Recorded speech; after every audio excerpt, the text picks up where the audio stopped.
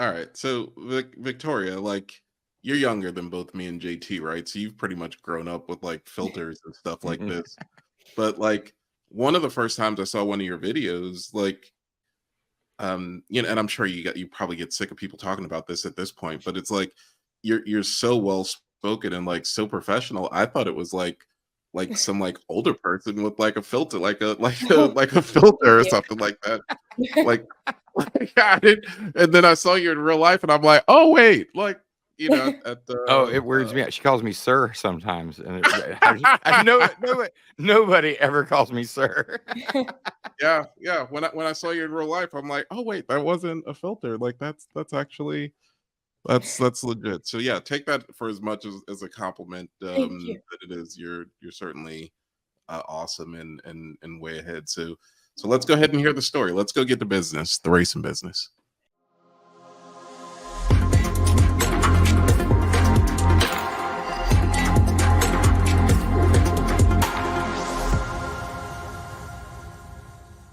Okay, guys, welcome to another episode of Drag Illustrated's The Racing Business with me, Jason Dukes. Want to thank you for being here for another week of the show. We have a super special show for you this week. We have our special guest, Victoria Beener. If you've been following anything, honestly, anything in the world of drag racing, you've probably seen her pop up multiple different places, but also junior drag racing. We haven't had a chance yet to focus on, well, I guess we have talked about junior drag racing a bunch of different times on the show, but haven't had a chance to spotlight, one of the key contributors and participants of of the class right now. But I can promise you that coming up, we do have some shows scheduled with some of the manufacturers and different things like that for junior drag racing and promoters to make sure that we're also covering that business because it's a huge segment and it's also the future. But let's go ahead and do some plugs before we get to that. As always, Drag Illustrated's The Racing Business is brought to you by Drag Illustrated, of course, and also Racers Club. So, make sure that, Racers Club, they have some stuff some products that are ending and then some, breaking news, some new drops coming out here soon. So be sure to follow it on racers.club and then also Racers Club on any of the social media platforms. Obviously, support me. I need to make money on whatever chess. I'm sorry, the things are all reversed here. Captain's chair coaching, and some little public service help announcements. I'll just say these words. You guys do whatever you want to do with it. But get a physical, mammogram, colonoscopy, endoscopy, whatever the throat one, blood pressure test, diabetes test, PSA, sleep test. If you want to be in the racing business, you got to be alive. So I'll do my job of just saying those words, and you guys go ahead and do what you want to do with it. All right, so let's go ahead and get to business with our guest this weekend, Victoria Beener. Victoria, welcome to the show. You're a little bit too young for most of those things, but keep them in mind as you grow old. You had a chance to hear me and JT talk about whatever problems we're having this week. This week it's my back, so I'm have a pillow behind my chair here. So uh either way, wish my body was your age, but it's not. So how are you doing today? Good, you? I'm doing great, other than my back in excruciating pain. But tell us about the world of Victoria Beener currently. Like, what's all going on in your world? Lots of things right now are going on. Going into 2024, I partnered with Herter Companies, and I am working with their VM15 DI mill. So as we are speaking, I'm thinking of ideas that I can make on it as well. And other than that, I am also running the PDRA series throughout this year, and we are currently getting ready for the uh, race at Virginia Motorsports Park coming up next week. Gotcha. And you just won the last race, I believe. Yes, sir. Awesome. So tell us a little bit about Herco, the partnership that you guys have there. You use some model numbers on Herco, but for the people that don't know what it is, tell us a little bit about it. So the machine that I have is a 3-axis CNC mill, which can cut on almost absolutely anything and make anything. They have a variety of different machines from 5-axis to 3. And I met Herco when we were up in Indianapolis, And I went to their showroom and viewed their machines and talked to them. And then it kind of, when we made that connection, it kind of just took off from there. And it was just amazing to go in there and just see everything. And I'm still comprehending how it is so easy to make something in 5 minutes and design it. And that is one of the best opportunities I have ever had. So, other than racing and school, I am now designing and fabricating things on that machine. Awesome. So again, in some of these questions, you can answer or don't answer anything that you want. How old are you? I am 12. 12. Golly. Sorry. So that's a bonanza, JT. Golly. Um, so 12 years old. So tell us about the trip to Indianapolis. I assume it was probably PRI or a racing trip. How do you get in front of a company like Horco? What even makes you decide to even do that? Like, take us through the mindset of how that kind of went through. So, basically, at PRI, we kind of made some connections with people who were with Herco and kind of knew them, and they introduced me to Herco. Then later on in January, I went up to their showroom and toured it. And this was very hard to keep underground because I could not let anything slip about it because this was just such a big deal at the time. And we made the, I guess you'd say, debut of it at the World Series of Pro Mod. And it was hard to keep it from there because I was, we already had the machine and I was already working on it and doing that. But it was just crazy how it just took off. And whenever I met him, we didn't really know where it was going to lead. We just kind of introduced ourselves, they introduced them, and we just I introduced myself and I did a PowerPoint presentation talking about just my career. And there was definitely a lot of pressure there, just because you're going to meet the North America sales manager and tour their room. But it was so whenever I went up there, like I said, I toured and I met him, and we didn't, like I said, we didn't know what it was going to come out of, but we just figured we'd meet him and just see where it goes from there. Gotcha. Well, not to put you on the spot, but can you take us a little bit? I'm not, I mean, if you have it, you can certainly do it, but can you take us through the Victoria Beaner PowerPoint presentation? Like, what are some of the highlights of the presentation? Really talking about social media was most of the presentation, because if you ever try to find a sponsor and want to get their attention, social media is where it is. If you have a good following, they will definitely work something out. And the only way you get a good following is working on it and working on it and working on it. That is a full-time job other than racing.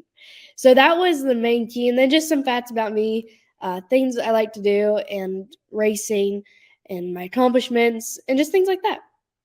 Gotcha. So I would say you are, probably one of the biggest drag racing influencers right now. Tell us about that full-time job of social media. So on the track is only half of it. Social media is the other half. So we always say in our group or our team that sponsors don't really care if you win or not. If you have a personality and can do social media and do videos, do things like that, you have a higher chance of getting a sponsor. And if you work on it and work on it and work on it. Now, winning, on the other hand, does definitely get the attention. So that's what I have to do other than school, and I go online with the university. And then at that end of the day, whenever I'm done my schoolwork, I go down and I get videos and content to post. Then I work on the car, and then at night I just edit those videos and get posts ready for the next day and the next week. Gotcha. So uh, like how did it get started with the social media, and what are some of the challenges that you have, or like, yeah, how did it get started and what are some of the challenges that you have? So, how I got started was the first few years, I just kind of raced for fun, and we didn't know kind of much about drag racing. But we sat down as a family, my mom, dad, and I, who were the main people in that time, and we just talked about, like, are we gonna go pro, or are we just gonna do this for fun? And we decided, well, we'll give it a shot at the social media and see if it's for us and if we can do something with it. So we started to just do some posts, and then I started to grow following, and we realized, okay, we're probably gonna try to go pro.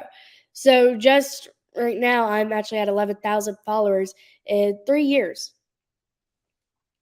Gotcha. Wow. So, who are you modeling this after? Like, people in drag racing, people in other sports, people in other industries?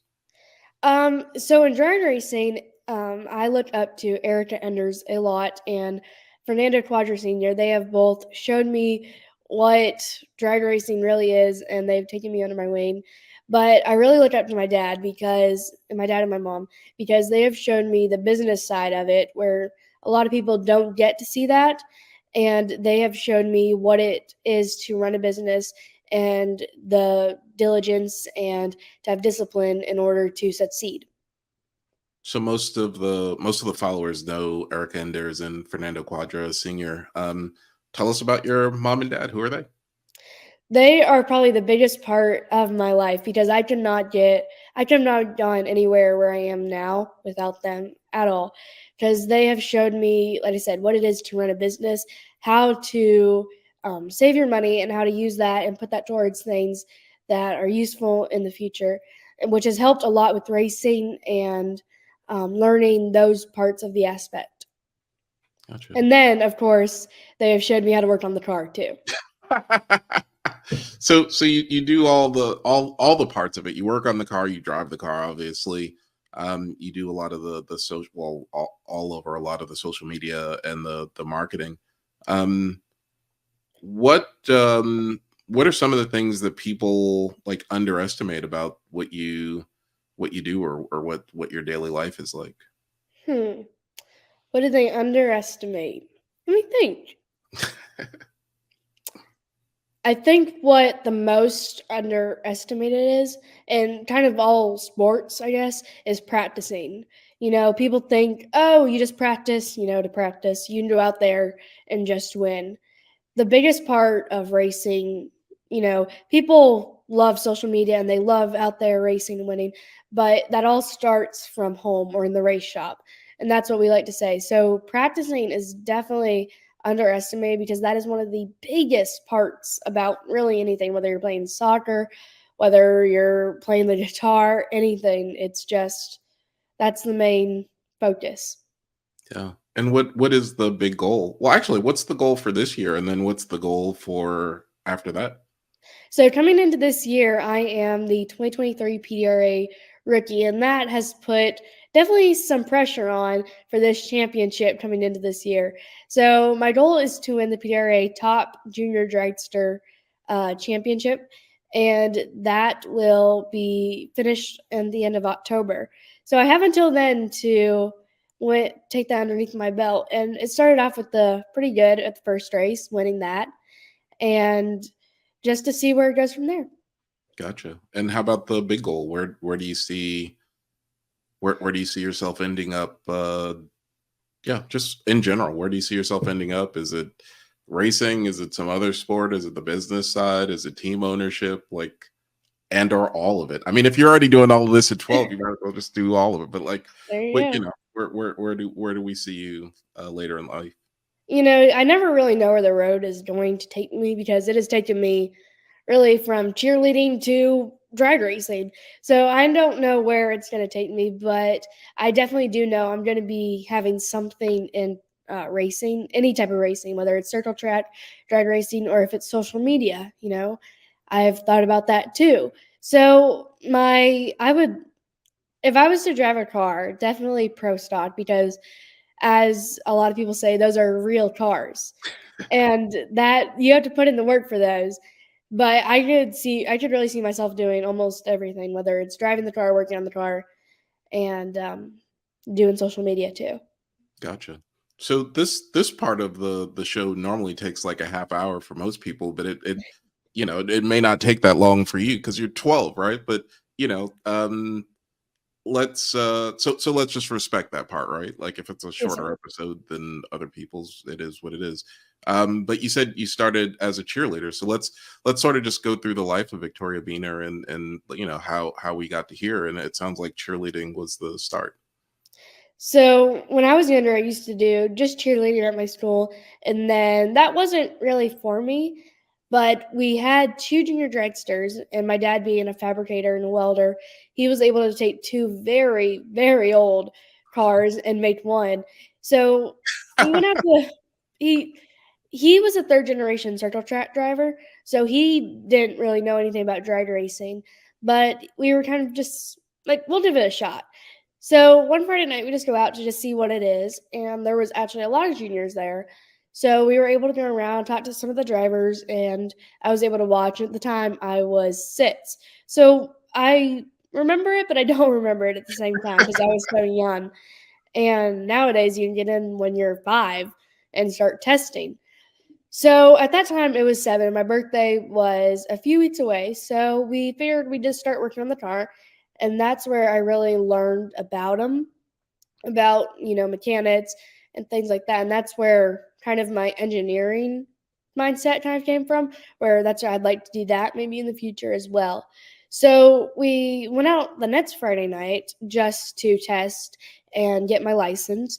So I loved it. As soon as I went on the track and got buckled in, I was like, this is amazing. So after that night, I was hooked. I'm like, yeah, let's go next Friday night. Let's do it over and over again. So we got my license, and that next Saturday, that Friday, I actually turned 7. So the Saturday we went out to have my first race, and believe it or not, I actually did win my first race. Oh wow. In the final round, I had to race a 17-year-old, and I'm over here with 7. 10, that's a 10 years difference. Yeah. So, and a lot more experience and a lot less experience. So after that, nobody. It's a 1 in a billion to win your first race. So that was also from practice because I already started practicing. I was ready. I was like, all right, I'm gonna try to see what I can do. So I actually had a dry spot there for probably a year where I could barely get over first round and I could barely win a race. And at this time I was in 1190. So I was running 11.9 seconds in the 8th mile. So when we realized we were going to try to do this pro and see what it is, we knew we needed a different car. So we ordered a Mike Boss chassis and body, and we traveled up to Tennessee to get it. And then we liked their cars, so we stayed with them. And now I have had 3 Mike Boss cars that I have raced, and they're one of the best out there for junior dragsters. So we were kind of still just seeing like what it is. So we decided to go with the NHRA division, which ours was Division 2. And we liked that, but we wanted something different because a lot of our local races were the same people. So we were like, I want more of a challenge. So this was going into 2022. We were going to travel with BRA, but we did an NHRA race and I did very well. So we decided to stay with them.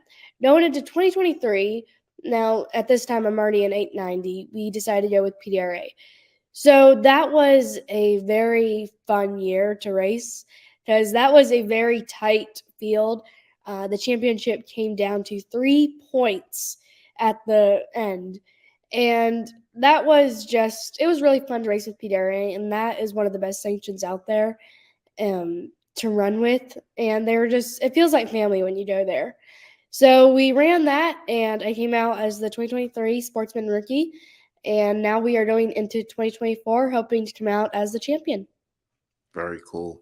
As I'm listening to this, I'm like, man, what was I doing from the age of 6 to 12? And it's like, I did little league baseball, and then but let's do a little bit of advice. Advice to other people your age looking to, well, actually, you know what, I have a question for you. You said, tell us a little bit about your dad's circle and your family's circle track history. You said they were circle track folk. So all I know is from his dad, or my grandfather, he knew drag racing and circle track. So, back then they would take their car out on the street and drag race. So my dad kind of knew what it was, but wanted to go more circle track. So my dad was racing go-karts and circle track and modified and late models and almost kind of every single thing of dirt and asphalt racing. So he did those, and he kind of learned that from his dad. And his dad also had pretty sure it was Beaner's Auto Parts. So I'm pretty sure that was what the business name was. So he was kind of always around cars and different things like that. So when he took that from his dad, he kind of passed the baton on to me for drag racing, though. And it's actually kind of funny because now I am also getting into circle track racing. I'm not wanting to be a drag racer. I'm more of a race car driver because if Tony Stewart can do both, I can do both, right? So this year was actually my first race in circle track, and that was at Citrus County Speedway for the Winter Nationals. Okay, gotcha. And you said Legends cars, right? Yes, sir. Awesome. So tell us a little bit about, or I shouldn't say tell us, but give other people either your age or you said junior dragsters, 6 to 17 or 7 to 17. What sort of advice do you have for? Well, let's play it a couple different ways. Let's play it first. Question is advice for people looking to get into drag racing at your age. If my advice to them would definitely be, like I said, practicing is the main thing. You can achieve anything you want to, but you have to put in the work. We've had this conversation at our team that we just can't go out there and show up and expect to win without preparing and doing that. You can win as many races as you want, but you have to be prepared and ready, and that can come true. Just, as Erica Enders, she's practiced and look what she's done. She's won 6 world champions. And just advice really to anybody is never give up. There's going to be people that are going to try to destroy you. But if you work through that, you'll see that the outcome on the other side is way better and the victory just gets sweeter. How about for parents, right? Like, what do you have to say to the parents of one current junior drag racers or racers just in general, but then also parents that are looking to get into the sport, to bring their kid into the sport? It's definitely not easy, but it's probably one of the best choices you'll make because you will teach your child how to work on a car. You will teach them the kind of the sportsmanship where you win some and you lose some. And that is one of the amazing traits I have learned. And that will teach your child or really anybody in racing is that you may not win all the races, but one, it's how you take them. And two, you can learn from it. Yeah. Now you've decided and made that pivot to, go pro and go all in, right? Yes, sir. Can you, I guess, help people understand the not necessarily the mindset, but that decision to go pro and go all in versus some people that honestly it's a hobby, it's something that they do on the weekend, and how to balance it, and your not necessarily your version of what's the right way to do it or what's the wrong way to do it, but like just tell us a little bit of that decision making process for you guys. It is. Let me think about it. It's okay to do it as a hobby. And that's how some people like it. I am not against that at all. I know some people, and they're my greatest friends, they'll just go out there on the Saturday and race and have fun. For us, we were investing a lot of time and money into it. And we were like, well, why not? Why not go pro? Because, we're already going this far. It could just take off from there. And that's really what's happened. Social media is the main key of really our entire team because if we didn't have social media, how would anybody know my name or our team? Everybody knows me already because I'm the redhead around the track. And I got to be the black guy around the track for the longest time. Yeah, everybody knows me in a crowd because they just see the red hair and they're like, "Oh, that's Mary Meaner." And I've had people come up to me and say that. I'm like, "Wow." So social media And that is just, it's amazing what you can do with that because one, you can make up anything, but two, you could reach so many people and inspire them to do so much of what their talent is. People maybe playing soccer can find a drag racer and be like, wow, I want to be like her. Maybe not race, but they could, start something. They could start social media because then that's how people find you and sponsors find you, and that's how you go pro. Is when you have a big following, people know you everywhere, and when people know you, basically everybody knows you. What's an inspirational story that you've heard someone say that you inspired them to do? So there's actually been people come up to me that have been junior dragsters, and there's actually one person that came up to me this past weekend. We were up at a lot, and he's a fellow junior dragster racer, and he came up to me. He goes, "I've been loving your videos about CNC, and I've been learning to weld, and I would love to have one of those machines. And I look up to you." So he's starting to learn to weld because of watching videos of me welding and racing, and he's starting social media and starting to do things kind of how I am. That's awesome. As an older person, you're younger, and so you may not know the evolution of some of this stuff, but like, in my generation, it's like we need female racers so that they could motivate like future females and stuff. And it's like I ask you what your most inspirational story, and it's like, oh, there's a guy who, and it's like, so you're out here inspiring guys. um And there is a lot of girls too, also. I mean, we need more girls in drag racing. There is definitely a lot in junior dragsters, and that's where it all starts. That's where the youth comes in and they start to learn to race. And that's how Erica Enders came up. She started in junior dragsters, and now she's out there winning 6 world championships. yeah. How about some more advice? Victoria Beaner's do's and don'ts of social media. Definitely do not start it and then stop. We have definitely realized that if we get off a kind of a streak, that a lot of platforms will stop kind of introducing you, I guess you'd say, adding you on people's feeds. And definitely do it because that is amazing, and you can just, you never know what you'll find. You could come out after doing it for a few years and have a pretty good following. You could come out and get Herker companies on your car. Yeah. What's it like? I guess just being a 12-year. You say you go to Liberty's online school. Yes, sir. Just tell us about that balancing act there.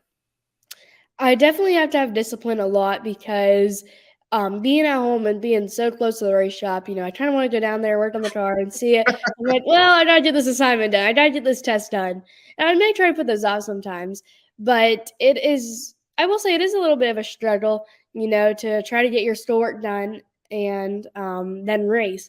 But with Liberty's online school, you can work at your own pace. And I love that because if I need to stop for a bit and do something, I can pick it right back up. Or if I need to work ahead for a race, and I'm actually working ahead for next week because we're traveling up there, up to Virginia, I can work ahead and get it all done. That way I'm up there.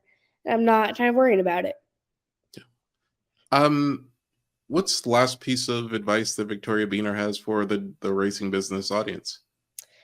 Definitely follow your dreams. Whether you are a drag racer, whether you're an engineer, but you can't just say that and leave it at that. Follow your dreams. Work for your dreams. If you work for it, you can achieve anything in life, but you have to put in the discipline. That's one of the main traits that my parents have taught me that have helped, whether it is just working on the car, school, anything, is discipline. And my dad's favorite saying to me is, if you put in the effort, you can definitely achieve what you want, but you just can't have it handed to you. Because if you have a talent and let that just be wasted, you could have had a great thing. And that's where, like I said, if you're playing soccer, if you're playing football and you have that talent, you can achieve anything, but you have to put in the work and the mindset to it. It's great advice. And what is the last thing, any sort of ask that you have for our community? What is it that you need from us? What do I need from you? Money. You're a racer. Money. No, it's just I don't even have words for what I do, because it is just it's amazing how people like you are out here, interviewing racers and getting them out there, and that helps a ton just doing that. So thank you. Yeah. And how about from the people watching? What do you need from them? Well, if you want, you can go follow me at Victoria Bean Racing. I am on Instagram, TikTok, YouTube, Facebook, really anywhere. Awesome. Well, folks, go out and support the young ones, the future of this sport, and actually shoot the present of this sport, and all the racing endeavors and all the business endeavors too. Any last thing to say? I don't think so. We got it all out. We got it all out. Awesome. Well, thank you for being a guest this weekend. Thank you for inviting me. I want to say that I'll be following, but you do such a good job at social media that I don't like it. Is that a weird thing that it follows me? It's like every time I go on, I'm getting your stuff. So that's some really good stuff. Well, you can see what's going on, and yeah. Awesome. Well, thank you so much for being Thank you. For being a guest on the show and for being an inspiration for all. Thank you. And thank you guys for joining us again this week for another episode of The Racing Business. Remember, we're brought to you by Drag Illustrated Racers Club. And so we'll see you here next week. Take care, guys.